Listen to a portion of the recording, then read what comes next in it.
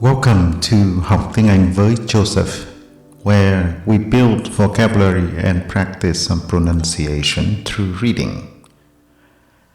Hôm nay chúng ta lại revisit William Herschel trong cuốn The Cat in the Box, chuyện số 24, Feeling Invisible Light. Feeling invisible light. Some people seem to be discovery prone, but this is not a matter of luck. It is a result of careful application of the scientific method of observation and experiment. William Herschel is a case in point. Having made his name in 1781 with careful observations that led to the discovery of Uranus, 2 decades later, he made an equally profound discovery through careful experiments here on Earth. This story is less well known than it ought to be, because it is overshadowed by the story of the discovery of Uranus. But what Herschel noticed in 1800 was the beginning of the road that would lead to the revolutionary development of quantum physics a century later. The experiment stemmed from observations. Herschel had been carrying out observations of the sun using various colored glass filters to cut through some of the glare from the light. He noticed that although some of the filters cut out most of the sun's light, he could still feel the warmth of the sun coming through the filters. But without the filters, he did not feel much sensation of warmth, even though a lot of light was coming through. In his own words, I was using various combinations of differently colored darkening glasses that appeared remarkable. What appeared remarkable was that when I used some of them, I felt a sensation of heat, though I had put but little light, while others gave me much light with scarce any sensation of heat. As a good scientist, Herschel devised an experiment to make quantitative measurements of the effect. It clearly had something to do with the color of the light, as different filters allowed different colors of light to pass through. So he set up a prism. It was actually a piece of glass he took from a chandelier to split a beam of sunlight into its different colors and project a spectrum, just as Isaac Newton had done.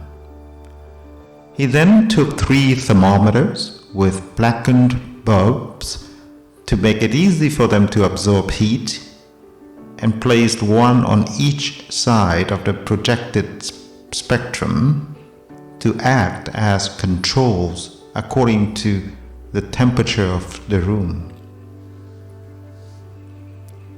The 3rd thermometer could be moved along the spectrum to measure the temperature at different places, that is, the warmth of different colors. Herschel made a series of observations, each lasting for 8 minutes, with the movable thermometer in either the green, red, green, or violet part of the spectrum. He found that, compared with the control thermometers, after 8 minutes, the average rise in temperature in the red was 6.9 degrees Fahrenheit. In the green, it was 3.2 degrees Fahrenheit. And in the violet, it was 2 degrees Fahrenheit. Red light, he concluded, has a stronger heating effect than green light, and green light has a stronger heating effect than violet light. But he noticed something peculiar. The sunlight that was making the spectrum came through a slit in a screen before reaching the prism. And as the sun moved across the sky, the angle of the beam changed, shifting the projected spectrum. As a result, the central thermometer was left just outside the red end of the spectrum, and it got even hotter. Some invisible form of light seemed to be warming the thermometer. In further experiments, Herschel moved the thermometer further and further beyond the red end of the spectrum and found that the heating effect was greatest just beyond the red, but then faded away to nothing. He also tried putting the thermometer beyond the violet end of the spectrum, but could not detect any heating. He had discovered what became known as infrared radiation, although he called them calorific rays. And in further studies, he was able to show that it also comes from other sources, not just the sun.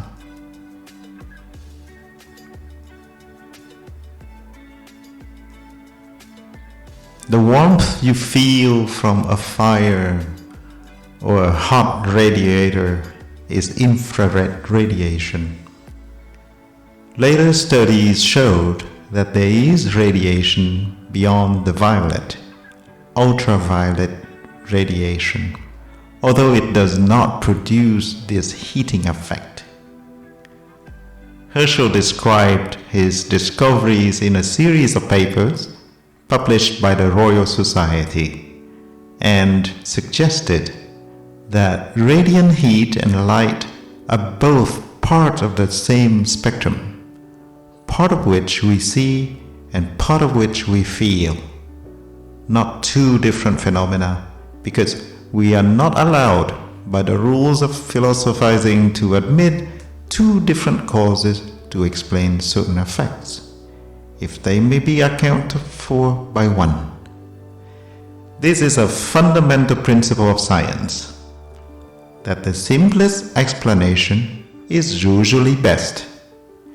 It is sometimes known as Occam's razor, after the philosopher monk William of Ockham, who propounded it in the 14th century.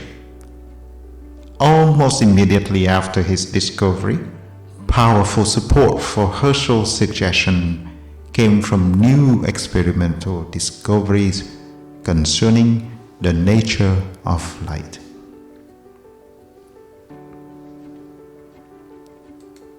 For the vocabulary section today, not too many, is the good news. Stem, stemming from, stemmed from, stem. Sensation of heat, sensation of heat.